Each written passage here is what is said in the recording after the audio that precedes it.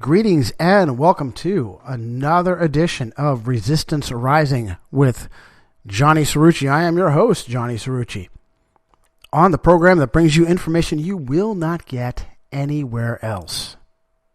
Well, I've been encouraged by my friend Nicholas at First Amendment Radio to read through my books, and we began with Illuminati Unmasked, which I first published in 2015. If you're listening via my channel on Blog Talk Radio, I apologize for how choppy it is. There's not a lot in the way of introduction or outros. I don't have a lot of extra time for refinement. I'm just trying to pump these out and use them for more than one venue. And I got to be honest, I don't want to deal with the censors by adding all the fun things that I used to do for Resistance Rising.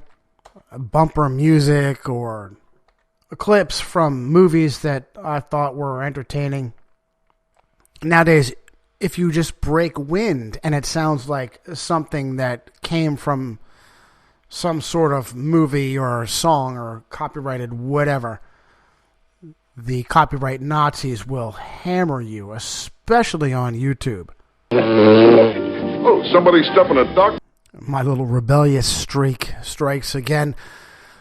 But last time we left off, and I was about page 43 in the middle of a citation from Wayne Madsen. So let's pick up there.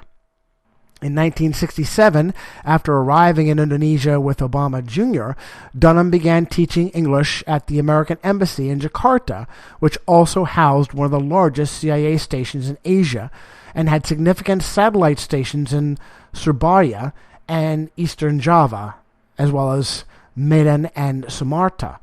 In fact, Obama's mother was teaching English for the U.S. Agency for International Development, USAID, which was a major cover for CIA activities in Indonesia and throughout Southeast Asia, especially in Laos, South Vietnam, and Thailand. Back to the text. Madsen went on in his expose to remark how Obama's mother, Stanley Ann Dunham, was helpful to both the Soviet Union and the One World Agenda Forward Foundation. Obama's grandmother, Madeline Dunham, was connected to the CIA as first female vice president at the Bank of Hawaii in Honolulu, a facility much used by the Central Intelligence Agency. Madeline Dunham died just before Obama was elected president in early November 2008. William Bloom, writing for the blog of FBI whistleblower Sibel Edmonds, also noted Obama's connection to the CIA through Business International. Questions arise regarding Stanley Ann Dunham and the supposed timeline of her giving birth to Obama. A discrepancy exists due to her being in Seattle, Washington, attending the university there and not in Honolulu, Hawaii, in August of 1961. Michael Shrimpton, a British barrister with intelligence credentials, is claiming that the CIA has both photographic and DNA proof that Stanley Ann Dunham isn't Barack Obama's biological mother. But even if Dunham is Obama's biological mother, there's an excellent chance his real father was communist pedophile pornographer Frank Marshall Davis. Documentary filmmaker Joel Gilbert thinks he has the evidence, to include sordid pictures of young Anne posing nude and in dominatrix-style outfits for Davis. Subheading: Barry's Catholic Mentor.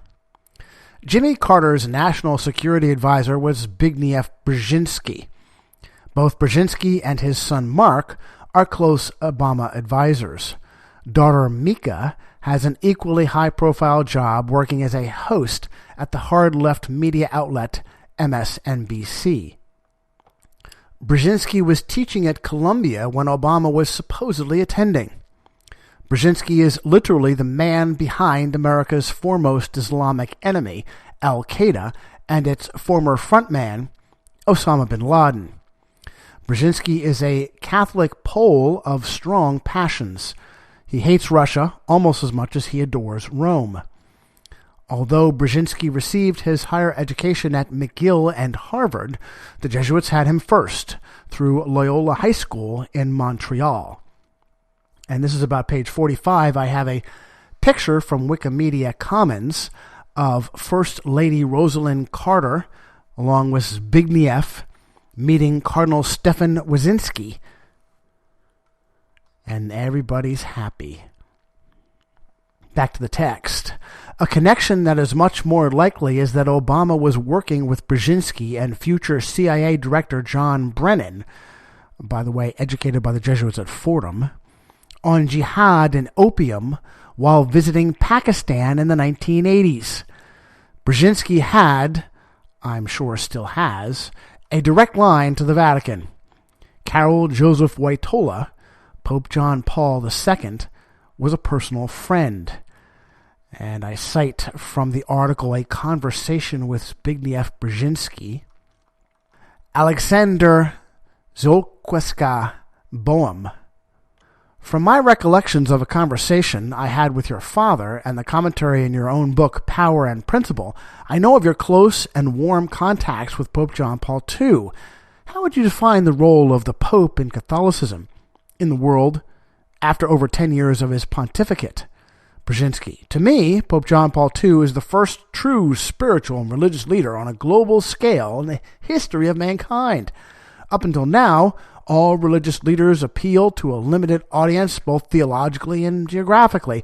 John Paul II overcomes these limitations, not only by effectively and skillfully using the mass media, but also by the power of his personality and his deep spirituality. At the same time, as far as the Catholic faith is concerned, the Pope strives to strengthen and rebuild the Church, which has gone somewhat astray after the post-Vatican II reformatory zeal. The way I see it, the Pope wants to ensure that the Church remains the guardian of faith, while preventing ecumenism from degenerating into indifference. Back to the text. John Paul II didn't always see eye to eye with the Society of Jesus, but things smoothed out after they tried repeatedly to kill him. That's the end of Chapter 2 and the beginning of Chapter 3 on page 53, which I titled Vatican Assassins. Assassination is reputed to be the forte of the Company of Loyola, the Jesuits. Interestingly, the same is said of the CIA. We will examine the connection at length, but for now it's important to point out that the Company is a euphemism for both the Jesuit order and the Central Intelligence Agency. Researchers and critics claim that Jesuit priests are, quote, made, end quote, by secret black rituals and oaths taken similar to Masons or the Mafia. A leak of this special oath can be found in Appendix A of this book, and it contains the following vow. I do further promise and declare that I will, when opportunity presents, make and wage relentless war, secretly and openly, against all heretics, Protestants and Masons, as I am directed to do, to extirpate them from the face of the whole earth. Pause. Masons work for the Vatican just as the Jesuits do. If this is actually in the Jesuit oath, it's just part of the game. Picking back up from the oath, I will spare neither age, sex, condition. I will hang, burn, waste, boil, flay, strangle, bury alive these infamous heretics, rip up the stomachs and wombs of their women, and crush their infants' heads against the walls in order to annihilate their execrable race. That when the same cannot be done openly, I will secretly use the poisonous cup, the strangulation cord, the steel of the poniard, or the leaden bullet, regardless of the honor, rank, dignity, or authority of the persons, whatever may be their condition in life, either public or private, as I at any time may be directed so by any agents of the Pope or superior of the Brotherhood of the Holy Father of the Society of Jesus. Back to the text. By deductive reasoning, we can assume that forms of killing invisible to detection would be highly prized by such an organization. an organization that also prizes the accumulation of wealth by donations to the Catholic Church generally and to the company in specific, as well as less reputable means. I have a footnote underneath in regards to my choice of titles for Chapter 3, and I say, Eric John Phelps has a fascinating book by this title. He is a controversial figure due to his self-avowed racism. Some have questioned whether he is purposefully maligning his information on the Jesuits or manipulatively so. As far as I'm concerned, as a quick aside, I've spent time with Eric John Phelps. I know him well enough to believe that he is an incognito Jesuit. Back to the text, starting on page 54. As a result, deaths may have been recorded in history that have never been attributed to foul play, yet whose circumstances are, at best, quizzical. In a 365-day year, the probability of 2 men dying on the same day are 1 in 133,225. If you choose a specific date that is significant, that number goes up even higher. On July 4th in 1826, Founding Father John Adams died within 5 hours of his friend, Founding Father Thomas Jefferson. Were they murdered? The Jesuit order has been subversive from its inception, and its machinations have gotten it thrown out of nearly every country its emissaries have found residence in. Even the Vatican itself has attempted to disband these rogues. On July 21st, 1773, Pope Clement XIV commanded the order be disbanded. We'll look at this more later. A mere 41 years later, they would be restored by intrigue. On August 7th, 1814, Pope Pius VII ordered Jesuit restoration while under coercion in prison. When the order was given, it was not received well by many around the world, including John Adams and Thomas Jefferson. And I quote from a letter from Adams to Jefferson and Jefferson to Adams, and the source is The American Jesuits by Raymond Schroth, who is also a Jesuit. Schroth starts, not all the American leadership class was happy about the Jesuits' return. John Adams and Thomas Jefferson, intellectuals as they were interested in everything, and in a correspondence which sealed the friendship of former rivals until their deaths within hours of one another. They often wrote about what they were reading, but they sometimes wrote about religion and Jesuits. On May 6, 1816, Adams wrote, I do not like the late resurrection of the Jesuits. They have a general, now in Russia, in correspondence with the Jesuits in the U.S., who are more numerous than everybody knows. Shall we not have swarms of them here, in as many shapes and guises as ever the king of the gypsies assumed? In the shape of printers, editors, writers, schoolmasters? I have lately read Pascal's letters over again, and 4 volumes of the history of the Jesuits. If ever any congregation of men could merit eternal perdition on earth and in hell, according to these historians, though like Pascal true Catholics, it is the company of Loyola. Our system, however, of religious liberty must afford them asylum. But if they do not put the purity of our elections to a severe trial, it will be a wonder. On August 1st, 1816, Jefferson replied, I dislike with you their restoration, because it marks a retrograde step from light to darkness. We shall have our follies without doubt. Some one or more of them will always be afloat, but ours will be the follies of enthusiasm, not bigotry, not Jesuitism. Bigotry is a disease of ignorance, of morbid minds. Enthusiasm of the free and buoyant. Education and free discussion are the antidotes of both. We are destined to be a barrier against the returns of ignorance and barbarism. Old Europe will have to learn on our shoulders and to hobble along at our side under the monkish trammels of priests and kings as she can. Schroth finishes, without intending to do so, the founders were laying out a formula by which Jesuit education might succeed. As a quick aside, remember, Schroth is a Jesuit. And although I think it likely that both these men died at the hands of Jesuit assassins, This philosophy of so-called freedom of religion was absolutely the crack in the door that a massive insurgency exploited to have total control over so-called secular United States government. Back to the text. By adopting the relativistic egalitarianism of so-called enlightenment, do these two men seal their own doom? And as I said, the text says, it's important to note that the author of the above citation is himself a Jesuit. Raymond A. Schloth is a Jesuit priest, journalist, and professor. Ignatius Loyola's little company of friends would appear to have a little black book and a long memory. It's a book with a lot of names crossed out. Subheading: The War Between the States. The Jesuits in education are as invisible as they have made much of history to be. It would be a great shock for Americans to find out that the Company of Loyola and the Vatican were considered the chief suspects behind both the chaos of the Civil War and the murder of America's Civil War president. And I now cite 50 Years in the Church of Rome by Reverend Charles Chinnicky, ex-Catholic priest.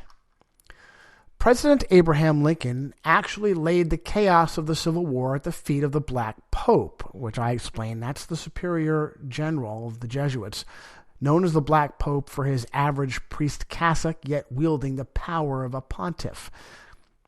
Back to Chinnicky. In seeing and proclaiming the unseen hand, Lincoln knew he was ripe for the poison cup or the leaden bullet. Pause.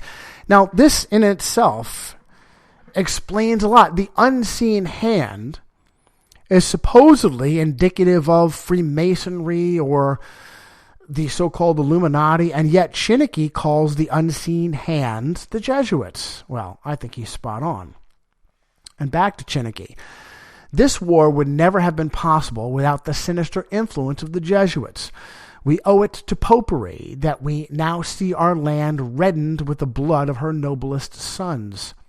The Protestants of both the North and the South would surely unite to exterminate the priests and the Jesuits if they could learn how the priests, the nuns, and the monks, which daily land on our shores under the pretext of preaching their religion, are nothing else but the emissaries of the Pope, of Napoleon III, and other despots of Europe, to undermine our institutions, alienate the hearts of our people from our Constitution and our laws, destroy our schools, and prepare a reign of anarchy here as they have done in Ireland and Mexico and Spain, and wherever there are any people who want to be free.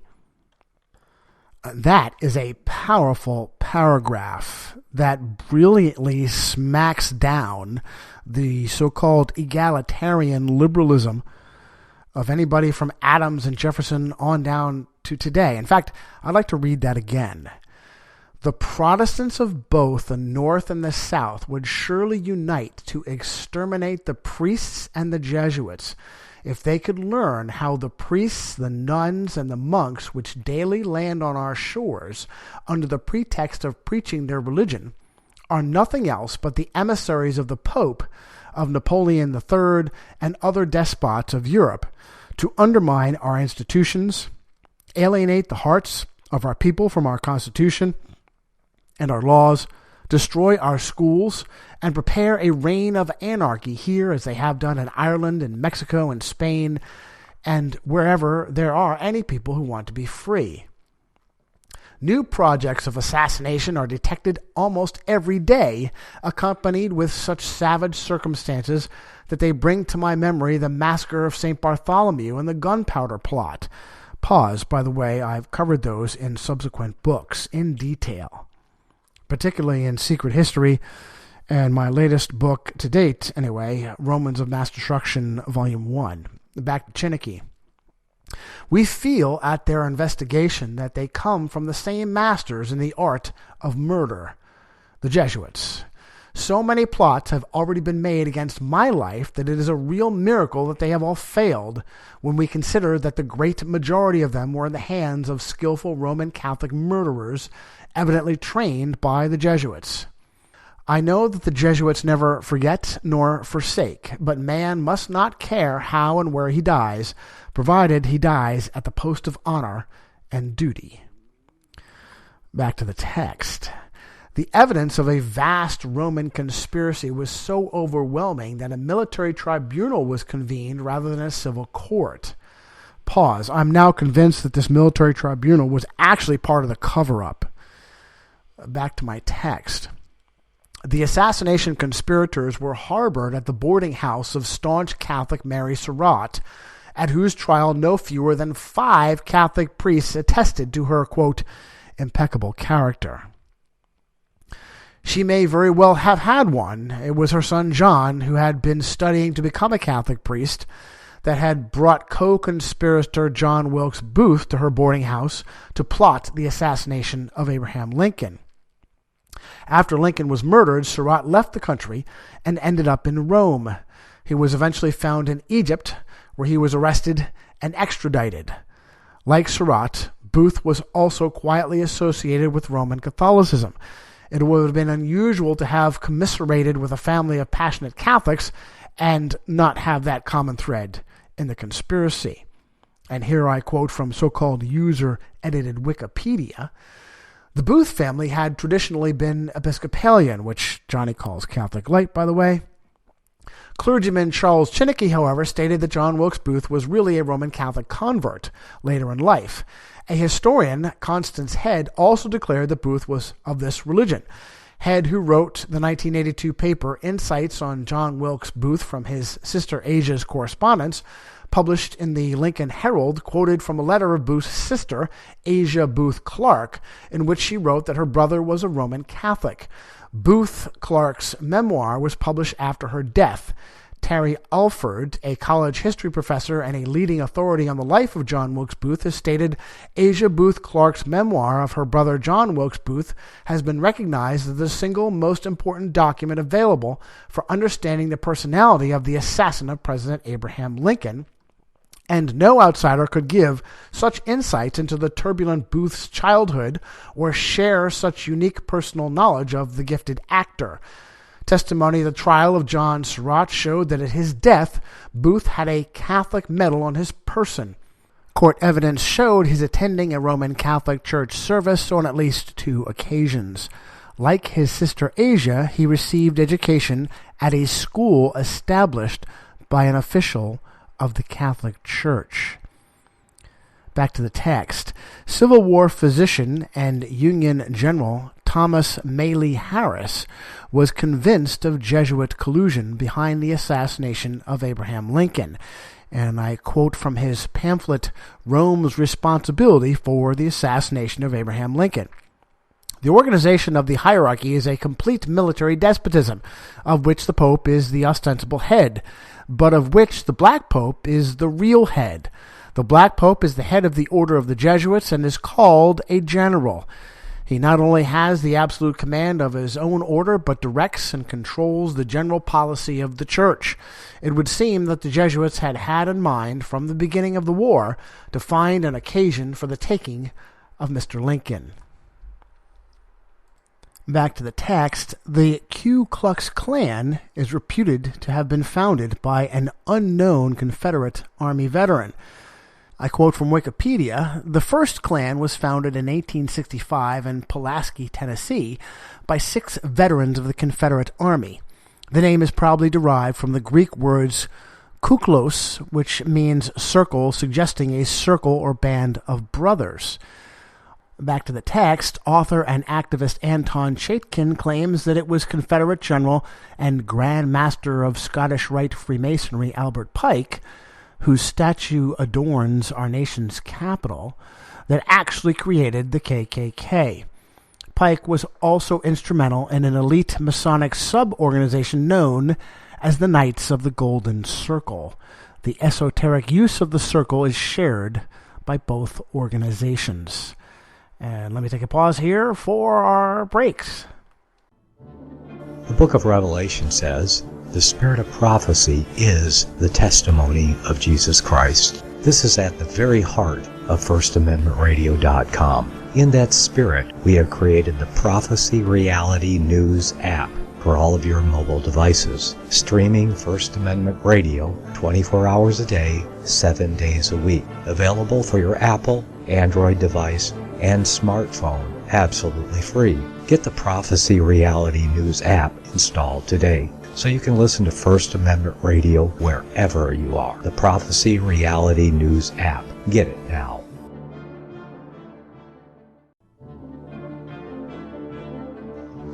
Visit crosstheborder.org, CROSS, crosstheborder.org, to get your print, EPUB, or PDF version of Nicholas Arthur's new book titled When the Third Temple is Built. That's crosstheborder.org. When it comes to prophecy today, much of the evangelical Christian world has their eyes on Israel, waiting and watching to see when the third temple will begin to be built. The plans are drawn. The Jewish people are eager. Most evangelical Christians today believe that the rapture will happen before the third temple is built. Hi, I'm Michael Eugene. I was taught that Daniel's 70th week was in the future. Is that really what the Bible teaches? Have we searched the scriptures and found this to be true? Why is it so important for a re-established Israel to build a third temple in Jerusalem? Is it necessary to build a temple on the same location already occupied by the Dome of the Rock? Is it necessary for sacrifices to take place in the temple on Temple Mount? Is there really a rapture followed by 7 years of tribulation? What is the New Testament temple? Can we identify history and prophecy? Who is the first beast in Revelation chapter 13? Who are the 7 kings in Revelation 17? I have asked all these questions, and I have found Nicholas Arthur's new book, When the Third Temple is Built, answers all these questions and more using Scripture to interpret Scripture. The Bible says that no prophecy of Scripture is of any private interpretation. Nicholas shows us in his new book, When the Third Temple is Built, how the Bible interprets prophecy and not man's private interpretation.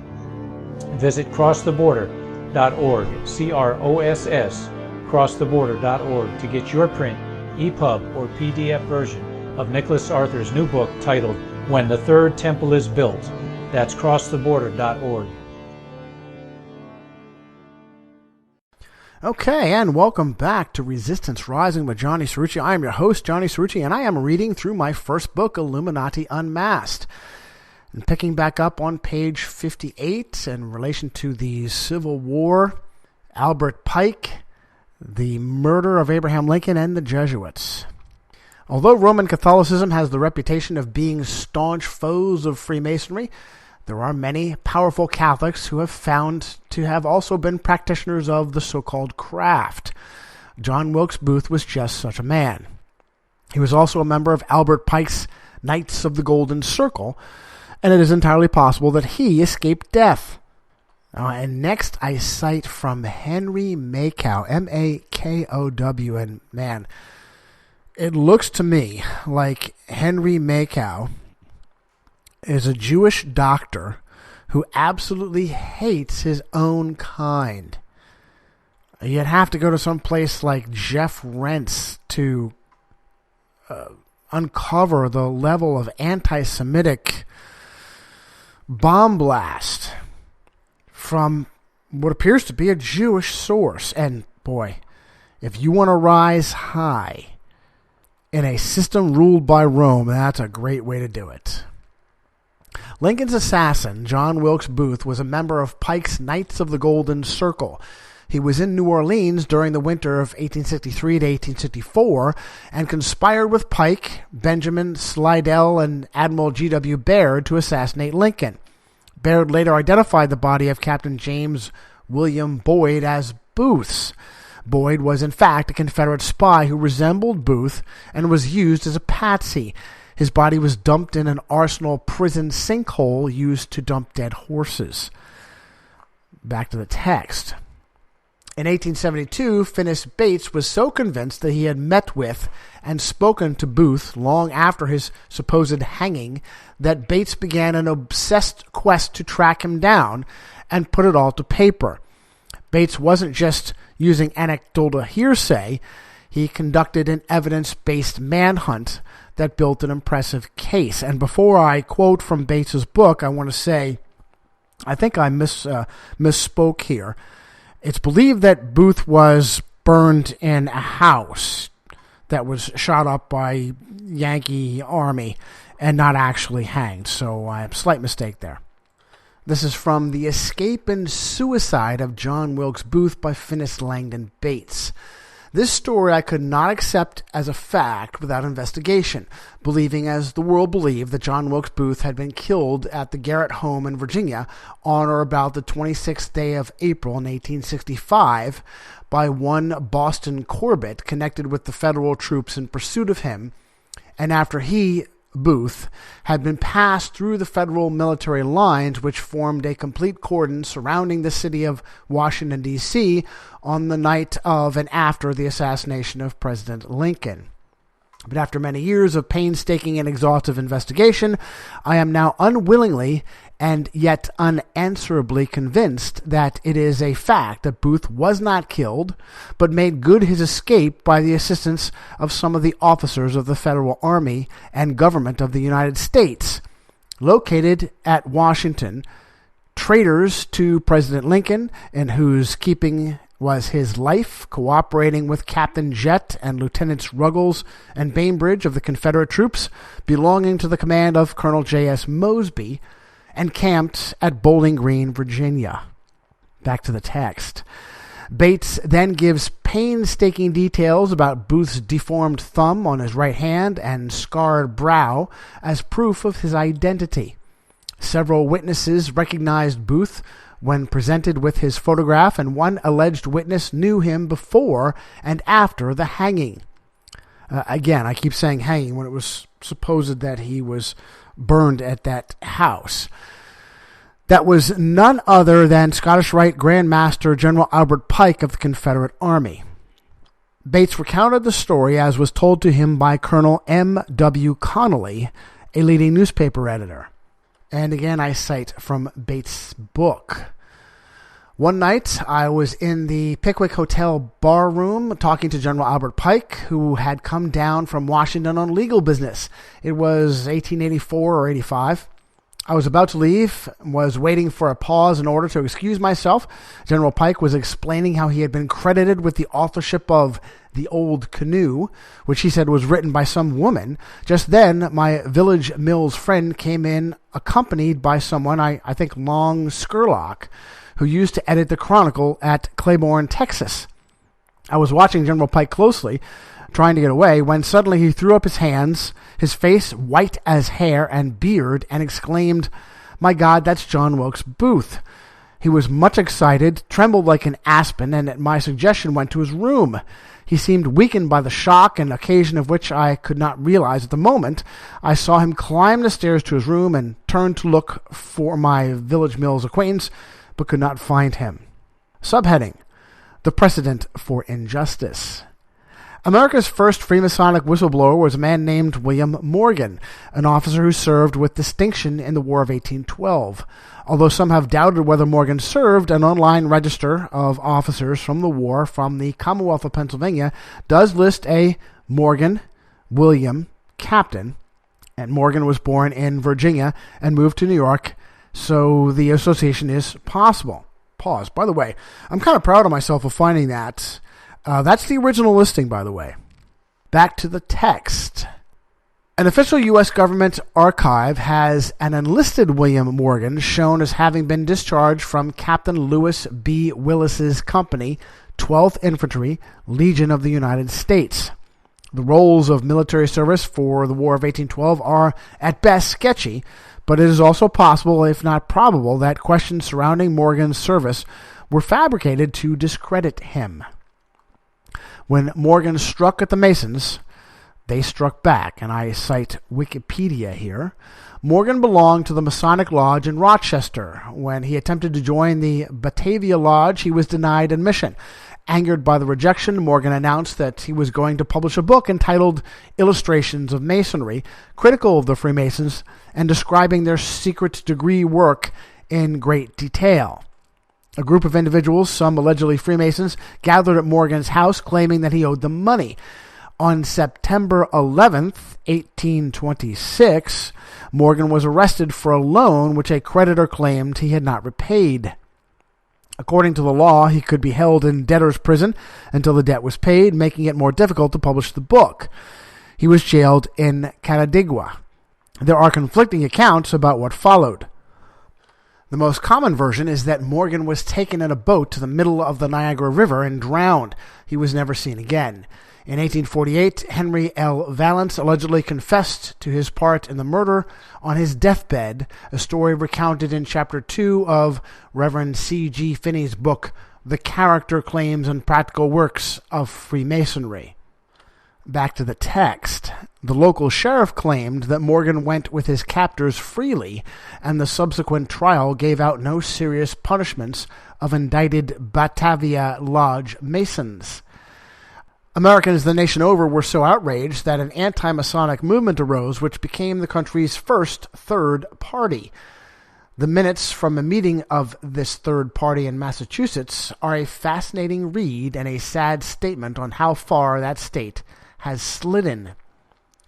When in the course of human events the accustomed safeguards of society are destroyed, the usual guarantees for the secure enjoyment and protection of life, liberty, character, and the pursuits of happiness are impaired, and an appeal to the laws of the land administered by the constituted authorities for the protection and defense of injured innocence is fruitless and unavailing.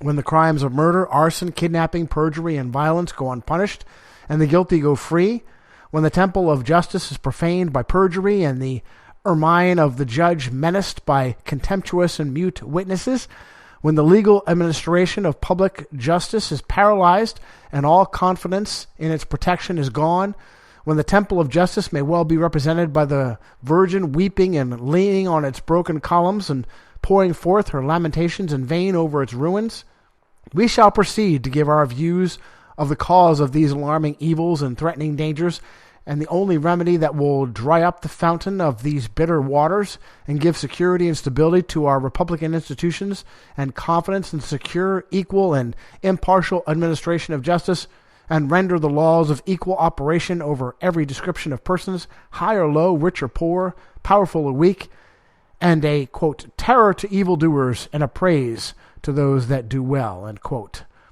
A reference to the vaunted biblical passage of Romans 13, particularly Romans 13, verse 3. By the way, as a quick aside, Romans 13 has been used by generations of Luciferians and Christian cowards as an excuse not to get personally involved in the evils of government. Because Ephesians 6, we wage war not against flesh and blood, for one, and Romans 13, God institutes governments, all, of course, taken out of context. The context in particular of Romans 13 is Paul is focused on his primary mission, which is evangelizing. In no way does, pardon my French, pissing off the massive tyrannical Roman Empire help Paul. Now listen to these critical verses in Romans 13 and tell me if this accurately describes government at any point in time. For rulers are not a terror to good works, but to evil. Do you want to be unafraid of the authority? Then do what is good, and you will have praise from the same. For he is God's minister to you for good. But if you do evil, be afraid, for he does not want to bear the sword in vain, for he is God's minister, an avenger to execute wrath on him who practices evil. Okay, is that an accurate assessment of the Roman government then, or any government today? No. Paul is obviously being clever and giving a conditional relationship. Yes, governments are instituted by God to dispense God's justice and God's mercy, to avenge the good on behalf of God's authority, and punish the evil. And that has never happened. Very rarely does it happen. So if the government isn't doing that, then you are not bound by God to obey that government. Now, pause again. You also need to be aware of your environment. If the government has a near complete and total monopoly on the use of coercive force if the government can call out literal armies with real assault weapons, armored vehicles, helicopters, drones. Even the police now are treasonously dressed as soldiers in full body armor and camouflage that has nothing to do with an urban environment. If you choose to stand against that, you will bear the consequences. Let me also say that the vast majority of any kind of armed resistance against the state for the past several decades has been conducted by the state itself in what is known as false flags. For instance, Timothy McVeigh, the supposed lone bomber behind the Oklahoma City Murrah Federal Building bombing, was supposedly a fundamentalist, conservative, constitutionalist Christian. I don't know of anyone in that category who, in their right mind, would feel that blowing up a federal building and causing the deaths of many innocent people, to include small children who happen to be in a daycare, does anything remotely helpful against tyranny. It's pretty clear that such an operation does nothing against tyranny and does everything to help the police state ratchet tyranny up even further.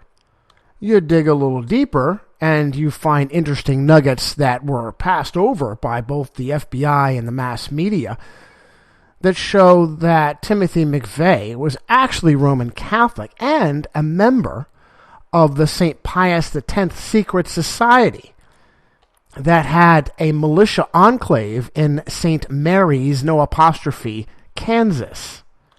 Back to the text. Did you know that the Lincoln conspirators all wore hoods on the gallows?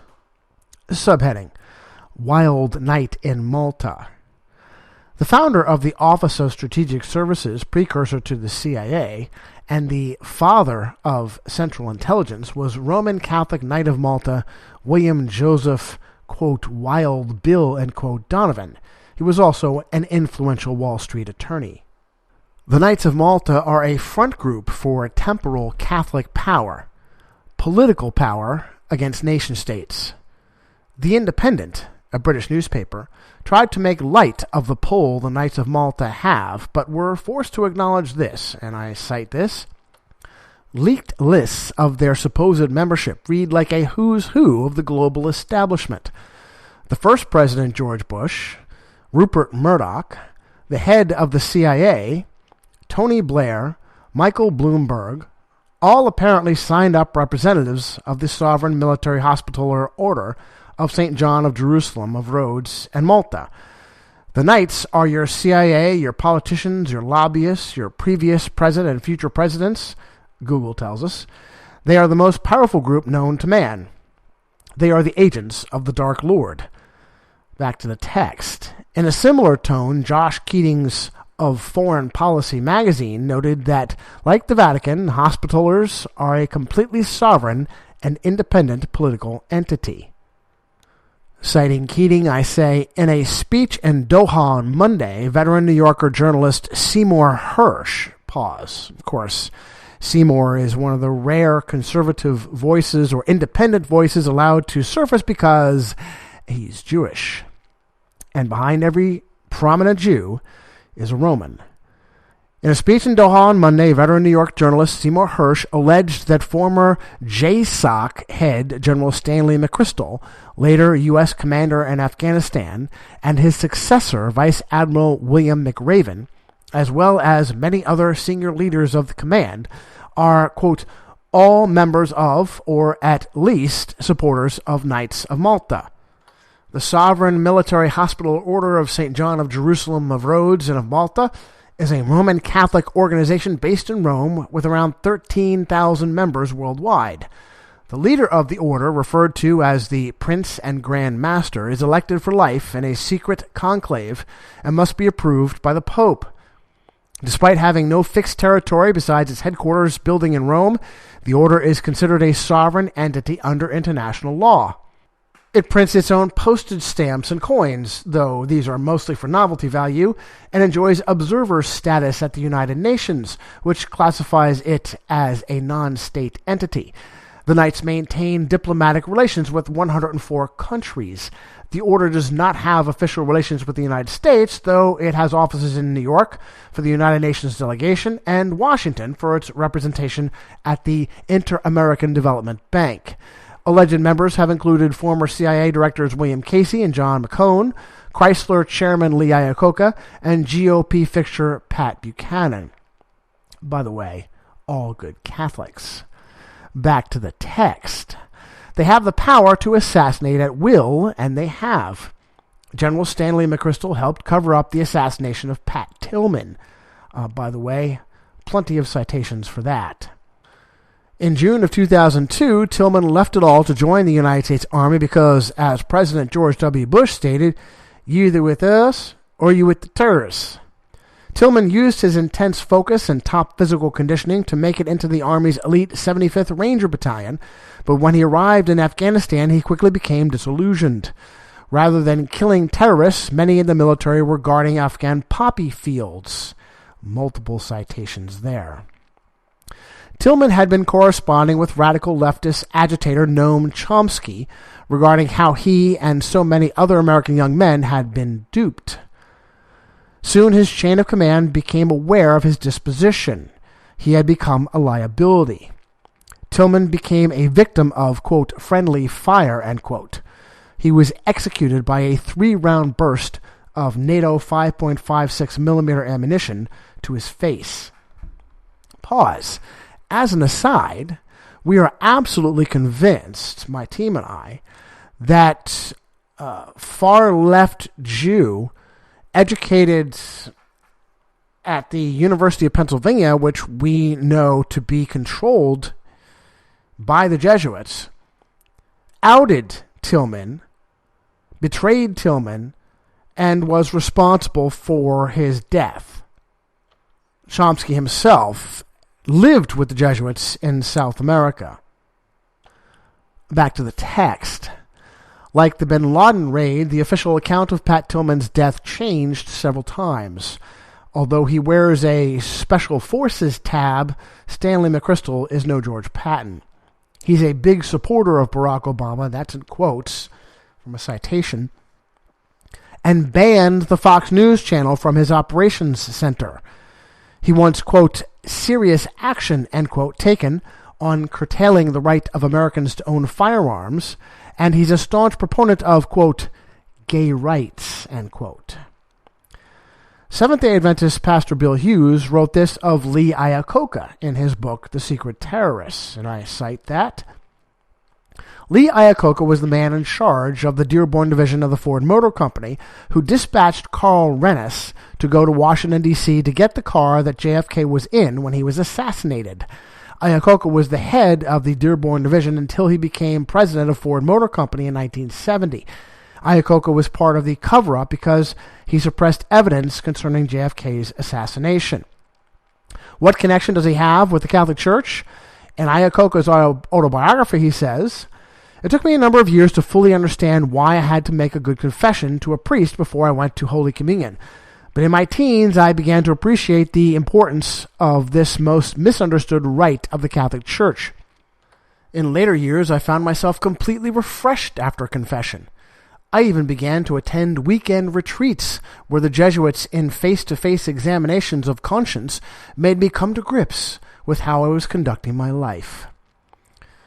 Back to Bill Hughes, Roman Catholic Lee Iacocca, head of the Dearborn division of the Ford Motor Company, was the one who dispatched Carl Rennes to get the limousine that he had the evidence of multiple bullets that were shot from multiple guns, which killed John F. Kennedy. Isn't it amazing that many years later, as president of Chrysler, Lee Iacocca went to Congress to ask for financial help? Since Catholic Iacocca had been such an obedient servant to his Jesuit masters, another obedient Catholic by the name of Thomas Tip O'Neill used his power as Speaker of the House to get Iacocca all the money he needed. Back to the text and Subtitle: Character Assassination.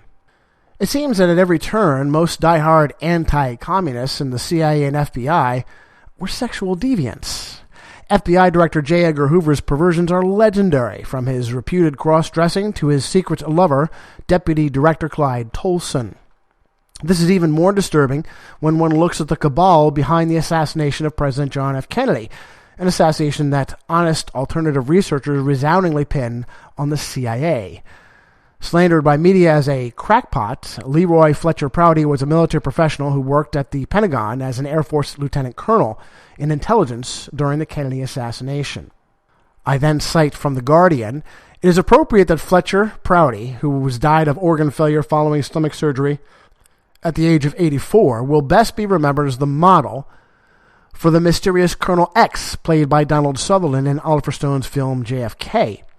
Prouty, who believed the assassination of President John F. Kennedy was a coup d'etat perpetrated by elements of the United States military and intelligence communities, was a career military man who spent a decade liaising between the Pentagon and the CIA.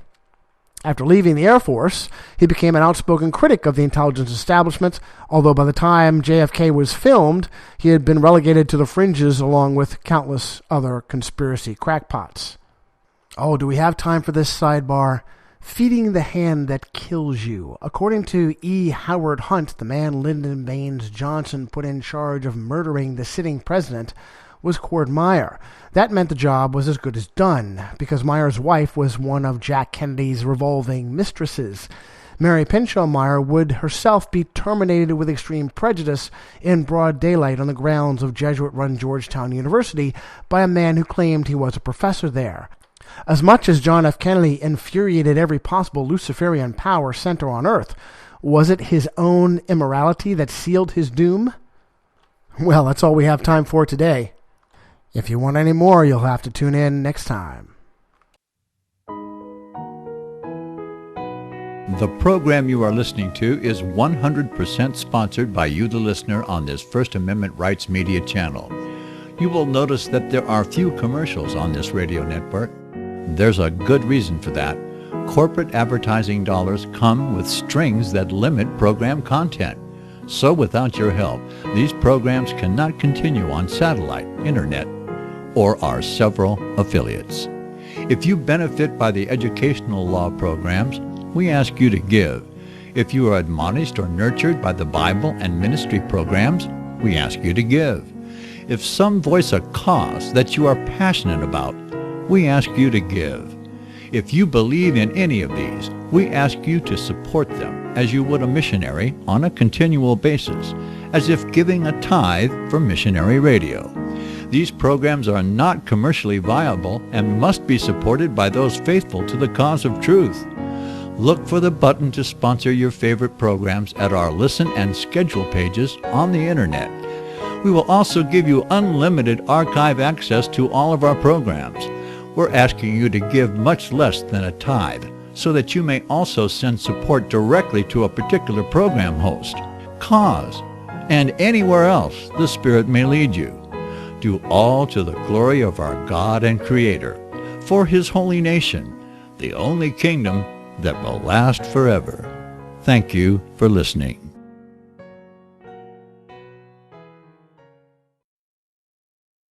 Since the beginning of time, kings have sought it, nations have fought for it. It has been traded, it has been borrowed, it has been purchased, it has been stolen. There's a reason for it. To secure the blessings of liberty to ourselves and to our posterity. Invest with the security of gold and silver. Call Discount Gold and Silver Trading at 1-800-375-4188 or visit discountgoldandsilvertrading.net. Listen to Financial Survival with your host Melody Cedarstrom right here on FirstAmendmentRadio.com at 4 p.m. Eastern or 1 p.m. Pacific Time. Visit discountgoldandsilvertrading.net or call Discount Gold and Silver Trading at 1-800-375-4188. Toll free 1-800-375-4188.